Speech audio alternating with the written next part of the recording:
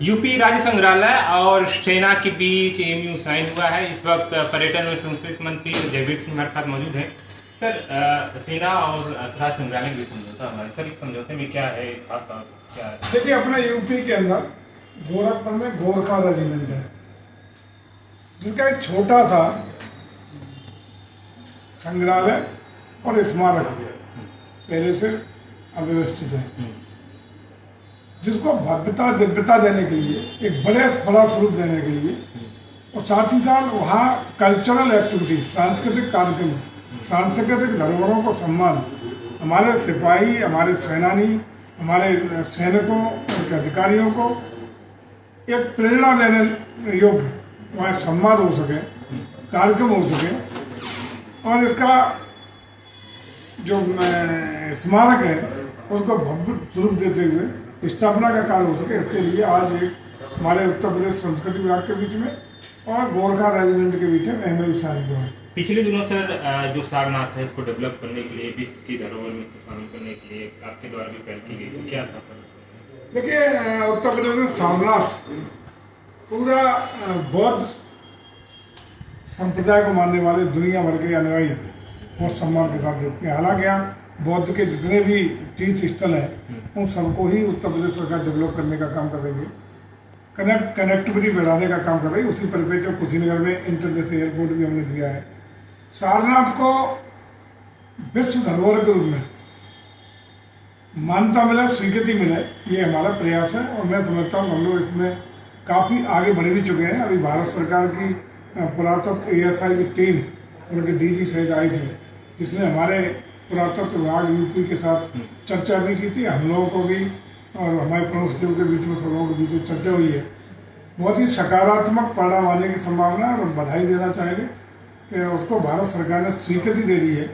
अब बहुत शीघ्र इसको विश्व धरोहर में सम्मिलित करने के लिए हमारी भारत सरकार अंतर्राष्ट्रीय स्तर पर पहल करके उस एजेंसी से मान्यता लेने का सफल प्रयास करेगी, ऐसा पूरा विश्वास है। एक आखिरी सवाल सर, सदन चल रहा है, दिल्ली में हमने देखा कि वोटर्स को लेकर विपक्ष से हमलावर हुए, इस पर क्या कहना सर?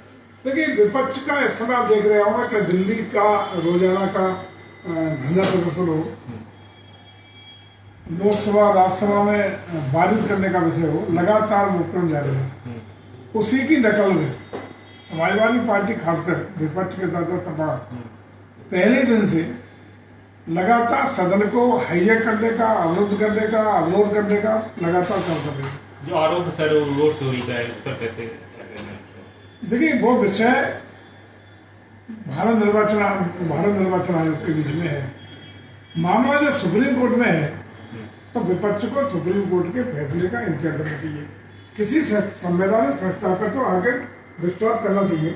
यदि आपको अविश्वास भारत निर्वाचन आयोग पर है तो आप भारत निर्वाचन आयोग के खिलाफ उच्चतम न्यायालय में चले गए हैं।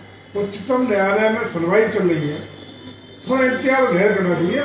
लोकसभा राज्यसभा की कार्रवाई राष्ट्र हित में, राष्ट्र की समस्याओं के समाधान में, राष्ट्र के डेवलपमेंट की योजना बनाने में करना चाहिए। और उस प्लेटफॉर्म का दुरुपयोग हो रहा है, लगातार हैंग करके लोकसभा को और राज्यसभा को, ऐसे यहाँ विधान परिषद और विधानसभा को लगातार अवरोधित करके जिस तरीके का काम विपक्ष कर रहा है, ये कहीं भी संवैधानिक दृष्टि से, लोकतांत्रिक दृष्टि से, जनहित की दृष्टि से, डेवलपमेंट की दृष्टि से उचित नहीं कहा जाता। शुक्रिया सर बात करने के लिए। साफ तौर से सबका ये कहना है कि जिस तरह से यूपी को पर्यटन दृष्टि से बढ़ाने का काम कर रहा है, इस पहल के जरिए से जरूर इसका लाभ मिलेगा। लखनऊ से मुसी संगम, अमर उजाला। अगर आप ये वीडियो YouTube पर देख रहे हैं तो हमारे चैनल को सब्सक्राइब करें और बेल आइकन को दबाना ना भूलें। अगर आप Facebook पर ये वीडियो देख रहे हैं तो हमारे पेज को लाइक करें।